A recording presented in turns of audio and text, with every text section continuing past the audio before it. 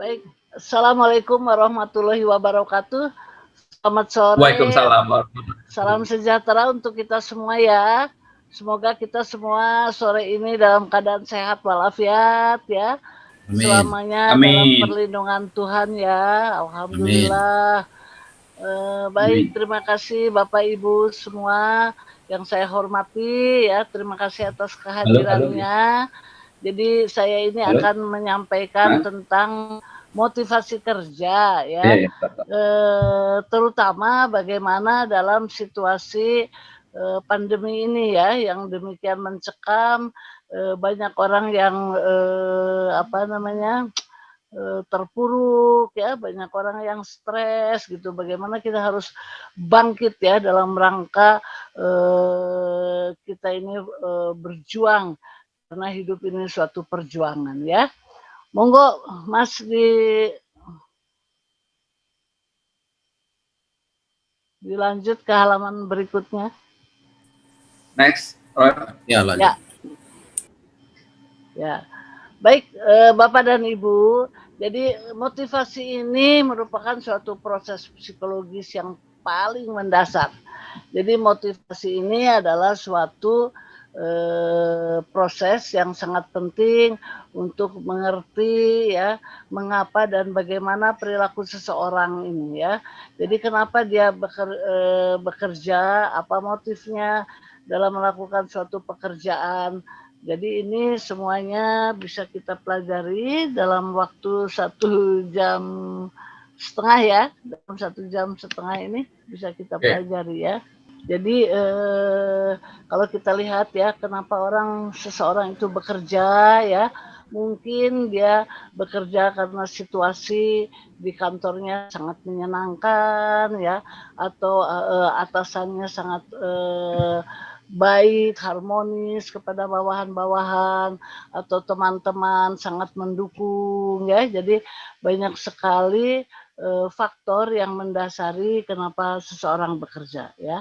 Nah, jadi untuk dapat mengarahkan perilaku produktif dan efisien, perlu untuk mengetahui dan menghayati masalah motivasi lebih mendalam. Jadi bagaimana ya dalam situasi pandemi ini kita bisa lebih produktif, ini dengan cara menghayati masalah motivasi lebih mendalam. Next. Ya. Nah, jadi motivasi ini prinsip yang sangat mendasar ini ya, karena pada dasarnya manusia itu prinsipnya itu homeostatis, bahwa manusia itu ingin selalu seimbang.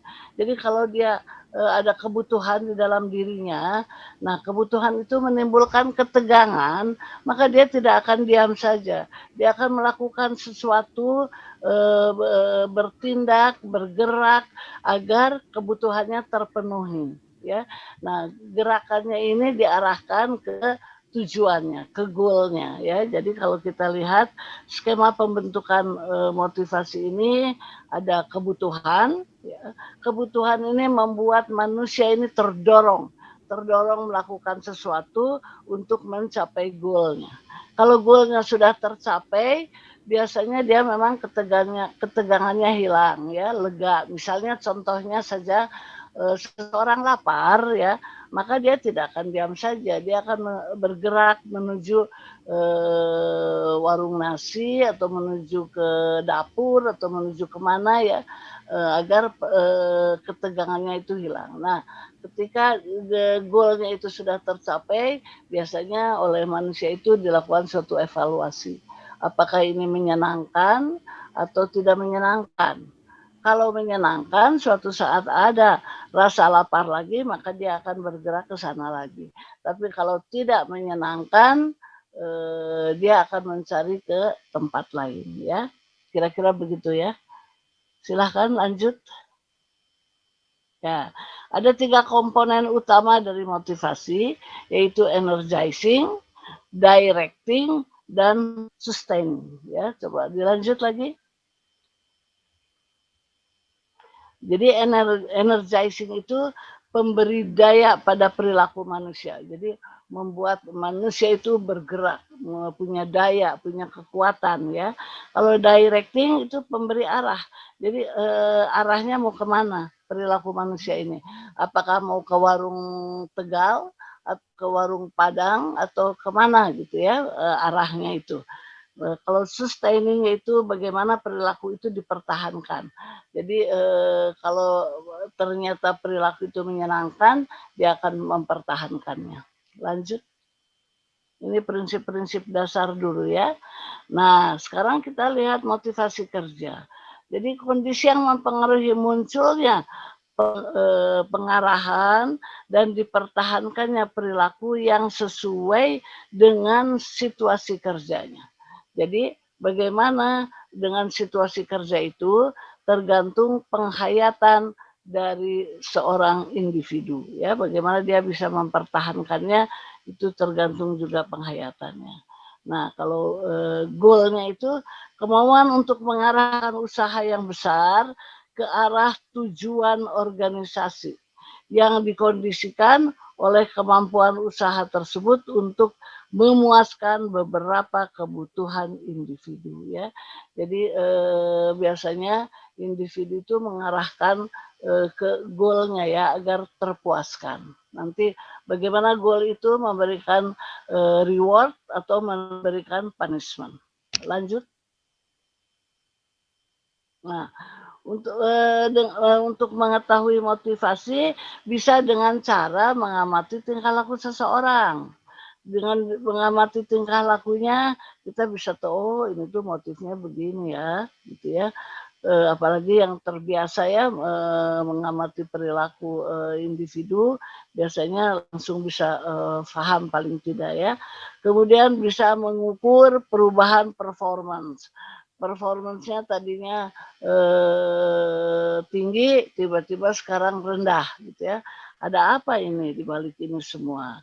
Lalu meminta dengan cara ya untuk mengetahui motivasi, meminta mereka menggambarkan kebutuhan dan tujuan-tujuan mereka, atau kita bisa mengukurnya melalui kuesioner.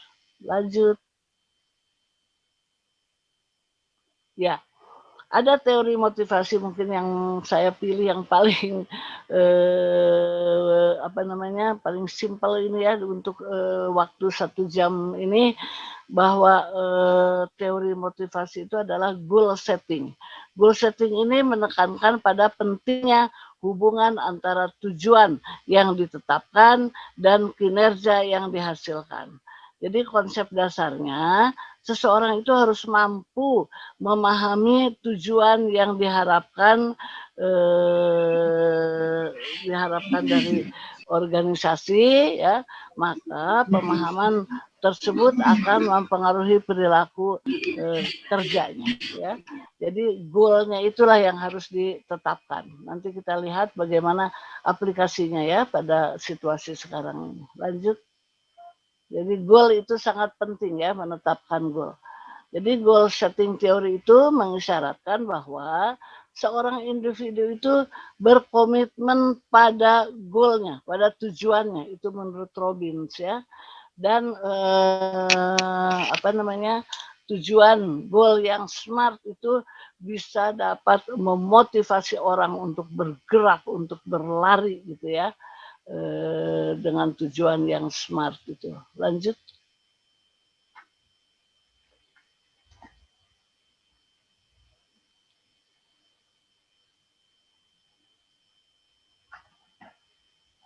Atau saya, oh ya. Nah, ciri-ciri orang yang memiliki motivasi tinggi, ya kita bisa lihat dari perilakunya. Dia mempunyai aspirasi yang cukup tinggi, ya. Kemudian juga memilih tugas-tugas yang mempunyai tingkat kesulitan tertentu, ya, tidak mau yang terlalu mudah, gitu. Kemudian dia juga lebih menyukai risiko yang kecil bila hasil suatu tindakan lebih ditentukan oleh faktor luck. Oh itu dia berhasilnya itu karena nasib baik aja, atau dia berhasil itu karena kebetulan, dia tidak mau ambil risiko yang besar ya. Jadi dia ingin keberhasilan itu karena upayanya dia. Lalu dia juga akan mencapai taraf keahlian yang lebih tinggi. Jadi tidak cukup sampai di sini saja, dia ingin meningkatkan lagi, mencapai keahlian yang jauh lebih tinggi. Itu ciri orang-orang yang memiliki motivasi tinggi. Lanjut. Dia juga ulet ya dalam menghadapi suatu tugas atau menyelesaikan suatu pekerjaan yang telah dia mulai akan terus ya sampai selesai. Lalu pandangan tentang waktu itu lebih diarahkan ke masa depan. Tidak terus melihat masa lalu ya, tapi bagaimana nanti masa depan saya.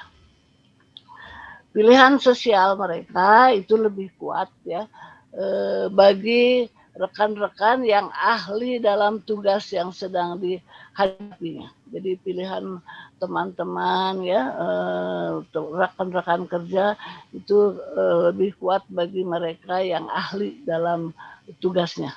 Lalu bisa menghasilkan prestasi yang lebih baik dalam situasi-situasi yang menantang. Kalau yang mudah-mudah saja mungkin tidak terlalu ya menghasilkan prestasi, tapi kalau dalam situasi menantang dia akan tergerak. Lanjut. Nah, dalam pandemi COVID ini ya, bagaimana gitu ya kondisi pekerjaan sekarang ini. Pada masa pandemi seperti saat ini, kondisi perusahaan juga mungkin banyak yang menjadi tidak stabil ya. Dan ini memicu kekhawatiran bagi pekerja. Orang-orang pada terpuruk, orang-orang pada stres ya dalam situasi COVID ini. Lanjut.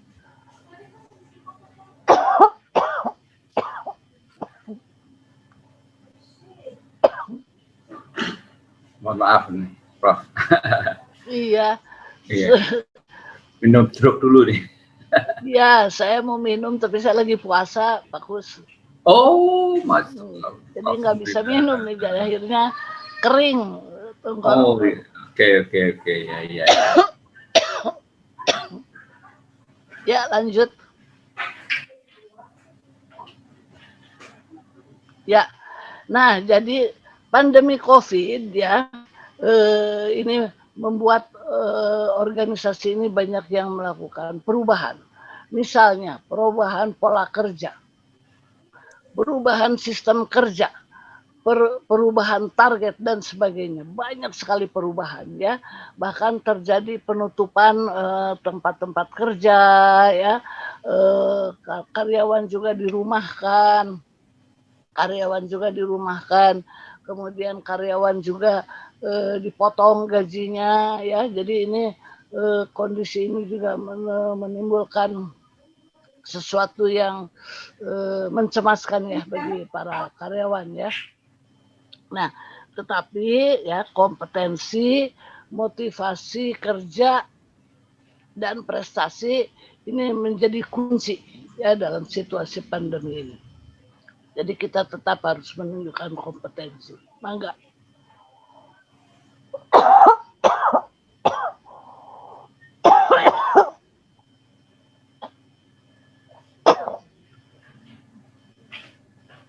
Mangga. Next. Nah, Bapak dan Ibu ya, dalam situasi pandemi ini di mana semua hal berubah. Orang yang tadinya sudah tingkat tinggi bisa juga terpuruk ya ke bawah ya. Jadi kita ini mari mencoba dimulai dari diri sendiri ya. Mengatur diri sendiri terlebih dahulu. Ini biasanya ya dengan mengatur diri sendiri, ini kita akan bekerja dengan penuh motivasi dan dedikasi sehingga pada akhirnya kita juga akan mampu mengatur orang lain. Sebelum mengatur orang lain, mengatur dulu diri sendiri, akhirnya kita juga bisa memimpin orang lain ya. Nah, dengan mengatur diri sendiri ini kita senantiasa ya bisa memberikan teladan juga kepada orang lain. Jika tidak akan ada orang yang mau mengikuti kita ya sebagai pimpinan. Enggak.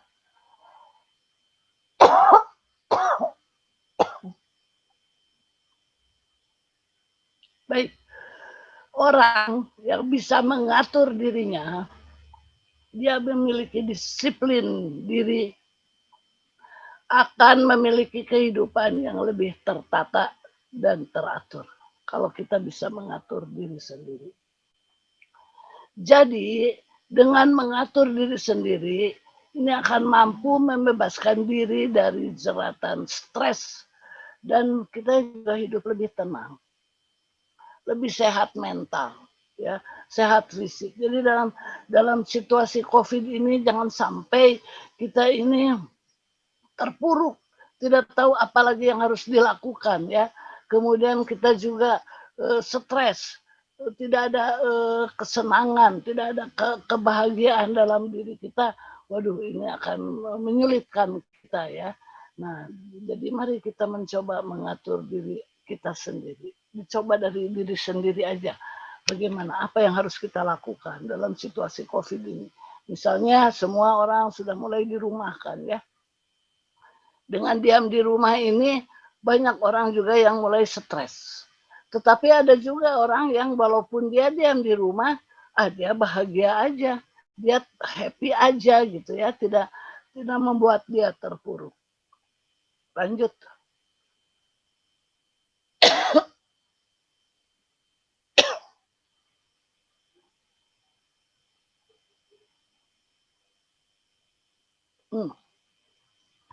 Sekarang ini kan situasinya situasi sulit, ya. Tetapi kita jangan sampai terpuruk. Jangan sampai tidak tahu lagi apa yang harus dilakukan. Tidak bisa lagi mengatur diri, ya. Tetapi kita justru harus bangkitkan kepercayaan diri kita. Bahwa saya masih bisa berkarya. Bahwa saya masih bisa bermanfaat buat orang lain. Bahwa saya tidak akan terpuruk. Saya tetap kreatif. Saya tetap bisa produktif. Melakukan apapun. Teman-teman saya, contoh ya, misalnya di rumah walaupun diam di rumah, ya, semuanya melalui online, tapi dia tetap saja bahagia menanam misalnya daun kelor, menanam apa ya. Itu juga saya lakukan di rumah. Rumah saya sekarang ini penuh dengan tanaman-tanaman langka, penuh dengan bunga-bunga. Itu saja sudah membuat saya cukup bahagia, ya. Nah, jadi kita ini harus yakin diri. Tanpa keyakinan tidak akan berani kita bertemu orang lain.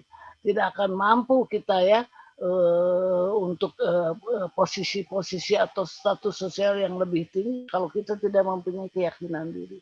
Jadi yakinlah pada kemampuan diri. Yakinlah pada kepercayaan diri bahwa saya bisa, saya mampu, ya. Monggo lanjut. Nah, jadi dengan sikap yang penuh percaya diri, ini bisa membuat kita mampu melakukan apapun, dicoba gitu ya. Mampu melakukannya daripada kalau kita merasa terpuruk, kemudian tidak percaya diri, tidak merasa mampu, ya sulit kita mau produktif, mau apa, melakukan apa gitu, ya. Sulit kalau tidak ada kepercayaan diri. Nah, dengan sikap yang percaya diri ini merupakan keyakinan dalam hati kita bahwa kita mampu melakukan sesuatu. Cobalah buat tujuan-tujuan baru. Cobalah kita membuat sesuatu, ya, yang bisa juga kita direct selling misalnya, ya, kepada orang lain. Apapun bisa kita lakukan, tapi kitanya harus mampu dulu, ya, bisa mengatasi hambatan-hambatan yang menghadang. Jadi segala hambatan bisa jadi peluang, ya. Nah, jadi sikap pede ini ya mari kita tumbuhkan. Jadi tidak akan muncul tiba-tiba gitu ya. Tadinya terpuruk, tidak percaya diri, tiba-tiba sekarang saya langsung percaya diri. Ya nggak bisa lah, ya. Sedikit-sedikit kita harus harus tunjukkan bahwa kita ini mampu, bahwa kita ini bisa, ya. Apa sih kelebihan-kelebihan kita? Kan semua orang punya kelebihan dan kelemahan, ya. Apa kelebihan-kelebihan kita? Apa kelemahan-kelemahannya? Nah, kelemahan-kelemahan ini cobalah kalau perlu dicatat. Ini loh kelemahan saya itu ini. Nanti cobalah solusinya apa untuk menghilangkan kelemahan-kelemahan kita ini, ya. Jadi kepercayaan diri ini harus ditumbuhkan secara perlahan-lahan. Akhirnya dia bisa mampu, ya. Nah, mulailah dari hal-hal yang kecil. Tidak usah harus sesuatu yang besar, ya. Dari hal-hal yang kecil akhirnya saya lebih percaya diri. Lanjut. Nah, dalam situasi COVID, ya, ini memang kita semua terpuruk, ya. Ekonomi juga berkurang, bahkan ada yang sampai tidak dapat apa-apa gitu, ya, karena di apa namanya, dikeluarkan dari perusahaan. Nah, cobalah kita bisa menjadi bintang. Kita harus bisa menjadi nomor satu. Tunjukkan, saya ini bisa menjadi nomor satu.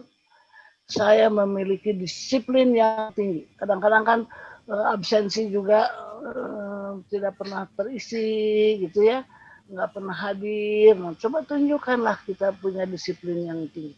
Dan yang penting kita ini harus terus berkembang. Walaupun usia sudah tua, sebetulnya nggak boleh katanya ya bilang tua ya, tapi harusnya sudah senior gitu, ya. Sudah senior, tapi kita tetap bisa berkembang. Jangan merasa saya sudah tidak berdaya apa-apa, saya sudah lemah, sudah ini, tidak. Kita harus bangkit, ya, tunjukkan semangat juang kita. Jadi kita ini mungkin juga pernah gagal, ya, Bapak dan Ibu, apa namanya, dalam kehidupan sehari-hari, pernah menghadapi kesulitan, pernah gagal, ya. Tidak apa-apa, tetapi kita harus belajar dari kegagalan. Harus terus belajar, ya. Belajar dari kegagalan. Kemudian dari situ kita berkembang. Bangkit dari kegagalan. Kalau dulu pernah gagal, pelajari kenapa dulu kita gagal. Apa yang menyebabkan kita gagal, ya. Kemudian sekarang kita bangkit dari kegagalan. Tidak boleh gagal maning, Gagal ya. maning. Jadi gagal maning itu gagal pada kesalahan yang sama, itu lagi gitu, ya, diulang-ulang, ya. Nah, itu berarti kita tidak belajar, ya. Tapi sepanjang hidup kita ini kita akan terus belajar, ya. Belajar itu tidak selalu harus di dalam kelas, dimanapun kita bisa belajar. Cobalah menjadi orang yang terbaik, ya, menjadi yang terbaik, menjadi yang selalu bermanfaat bagi orang lain, ya. Apapun, sekecil apapun kita bermanfaat gitu buat orang lain, ya. Mencoba ke arah sana dari waktu ke waktu, terus kita tuh selalu berusaha memperbaiki diri, ya. Nah, kita juga punya motivasi yang kuat untuk mengalahkan keinginan-keinginan yang lain. Kadang-kadang kita juga males, ingin rebahan aja, ya, nggak mau bangun, apalagi suasananya dingin. Nah, itu tuh harus kita perjuangkan agar kita juga bangkit, bergerak. Sekarang semua orang harus bergerak, ya, Pak, ya. Semua orang harus bergerak ini. Tidak ada lagi yang diam aja, ya. Paling tidak jalan di tempat lah, di depan rumah. Paling tidak kita lihat-lihat tanaman, ya, tapi artinya kita bergerak, ya, jangan diam terus, ya, karena memang, ya, motivasi ini harus dibangkitkan. Kalau tidak dibangkitkan akan terpuruk, Pak Kus. Jadi harus dibangkitkan. Ayo bangkitkan agar kita juga mempunyai motivasi. Walaupun dingin, walaupun apa, tapi kita bisa melakukan sesuatu, bergerak. Konon kalau kita bergerak katanya, ya, kita akan lebih sehat, ya, sampai usia tua itu, ya, daripada yang diam terus, ya. Itu saya dapat ini dari dokter, ya. Jangan diam aja. Kalau diam aja kita akan turun sampai beberapa tahun. Ya, kelemahan kita. Ya, lanjut. Ya, Nah, jadi di situasi COVID ini ya banyak tips ya untuk meraih sukses ya. Pertama, kita ini harus menjadi pribadi yang well adjusted, pandai menyesuaikan diri. Ya, sekarang situasi COVID ini kita kan harus pandai menyesuaikan diri. Betul. Semua orang harus pakai 3M ya, pakailah kita 3M. Kita bahwa kita tidak di lockdown, jangan keluar, ya lakukan. Itu proses penyesuaian diri. Tapi jangan sampai kita jadi terpuruk, ya. Tetap bersemangat, tetap punya keinginan, tetap ada sesuatu tujuan yang ingin dicapai. Jangan sampai terpuruk, ya. Jadilah pribadi yang well adjusted. Lalu kita juga harus pandai mengelola waktu.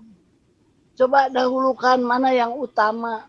Kadang-kadang kita tidak tahu mana yang utama, mana yang tidak penting ya. Ini harusnya kita mulailah berpikir mana yang penting, mana yang tidak penting. Contohnya ya, pekerjaan itu kalau kita kelompokkan, ada yang penting, ada yang mendesak ya. Nah, yang penting itu ada yang penting, ada yang tidak penting. Yang mendesak itu ada yang mendesak, ada yang tidak mendesak. Kalau kita bikin matriksnya, maka ada yang penting dan mendesak di kuadran ini. Nah, itulah yang harus kita utamakan. Yang tidak penting, tidak mendesak, udah nggak usah dipikirin. Ini aja dulu, yang penting dan yang mendesak. Makanya kita harus buatkan dulu ini, mana sih pekerjaan yang penting ini, mana sih pekerjaan yang tidak penting ini, mana pekerjaan yang mendesak ini, mana pekerjaan yang tidak mendesak ini. Lalu kita buat kuadrannya, oh inilah yang penting dan mendesak. Nah itu aja dulu, fokus ke arah sana. Ya, kira-kira begitu ya. Nah, lalu kita ini harus mencoba belajar menyenangi tugas. Kalau kita ya mengerjakan tugas, terus lalu ya nanti saya dapat bonusnya nih, gitu ya. Itu belum tentu gitu ya bahwa kita menyenangi tugas ya. Kita apa namanya itu hanya melakukan pekerjaan, tidak melakukan pelayanan. Tetapi kita mencoba belajar menyenangi tugas ya. Waduh, ini saya puas nih dengan tugas ini. Alhamdulillah. Walaupun saya tidak ada yang mendukung misalnya ya, tapi saya bekerja sendiri di pabrik ini tidak apa-apa, tapi kitanya puas gitu. Ada sesuatu kepuasan di dalam diri kita. Nah itu juga membuat kita juga akan semakin bersemangat ya. Jadi Bapak dan Ibu, yang namanya kesuksesan itu tidak begitu saja, tidak secara kebetulan terjadi, tidak, menuntut pengorbanan. Jadi perlu pengorbanan kalau mau sukses. Ya, jangan menyerah. Kalau mengalami hambatan sedikit jangan menyerah. Terus saja lakukan, terus saja lakukan. Walaupun ya merasa tidak ada yang mendukung ya tidak apa-apalah. Allah itu Maha tahu misalnya ya bahwa saya terus akan mengerjakannya. Jadi memang perlu pengorbanan. Jangan takut ya. Nanti juga kita akan meraih kebahagiaan itu. Kita juga akan meraih kesuksesan itu. Ya, lanjut.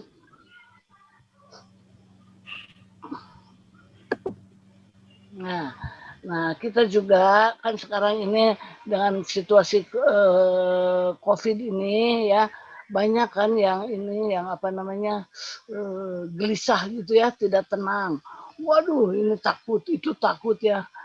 Orang takut ini segala macam lah sampai kita juga tidak ada ketenangan. Jangan, cobalah tenang saja ya. Dalam ketenangan itu akan timbul kekuatan. Kita bisa melakukan apa, karena kitanya tenang, tidak panik gitu. Jadi jangan panik ya.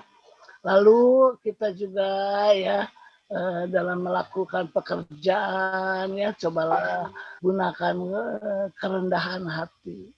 Dengan kerendahan hati itu biasanya memuluskan jalan sukses gitu ya. Ada aja, terbuka aja jalan ya. Kalau kita ini rendah hati ya. Lalu kita juga harus terbuka terhadap feedback. Feedback dari siapapun. Apakah itu dari bawahan gitu ya, atau dari teman, atau dari atasan, dari apa. kita harus selalu mencoba dengan hati yang lapang menerima feedback. Oh iya ya, ini bagus buat saya, gitu ya. Itu akan membuat kita sebagai pribadi itu akan semakin berkembang. Makin ini daripada kita dikasih feedback sedikit marah ya, dikasih feedback sedikit mutung gitu ya. Jangan, terbuka aja terhadap feedback. Dengarkan bagaimana pandangan orang lain, karena pandangan orang lain kan tidak sama dengan pandangan kita ya. Kita mencoba aja mendengarkan pandangan orang lain. Dan kita ini harus mampu berani tampil kreatif. Yang berani tampil kreatif dalam situasi COVID ini, dia bisa mulus jalannya. Ya, lihat aja beberapa contoh orang-orang yang berani tampil kreatif ya, melakukan sesuatu dengan berbeda dari cara-cara orang lain, maka dia akan lebih mulus kesuksesannya. Monggo.